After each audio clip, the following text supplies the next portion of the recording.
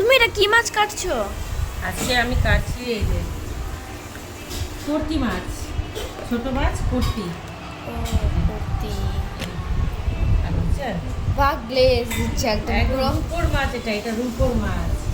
রূপো মানে বুঝতে পারলি? হ্যাঁ। চাঁদি, একদম চাঁদির মতন চকচক করছে রে, একদম টাটকা হয়ে আছে মাছটা, কসকস করছে এখন। এদিকে এতটা বানানো হয়ে গেছে, আর কয়েকটা আছে বানাতে। এইটা মাছ হচ্ছে তোর বাবার পছন্দ, খুব পছন্দ করে এই মাছটা খেতে। এই মাছ বলতে কি ছোট মাছ যতগুলোই হবে হ্যাঁ। সবটাই পছন্দ করে।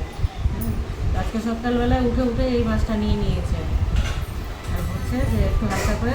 খালি এই মাছটাই হবে? এই মাছটা হলে কি তুই খাবি? না না, ওটাই তো। এই মাছটা করলে তো হয়েই যায়, কিন্তু তোরা কেউ খাবি না, এটা তোর বাবার আর আমার খাবে, আর কেউ খাবে না এই মাছটা। তোদের জন্য আবার আমাকে আলাদা কিছু রান্না করতে হবে।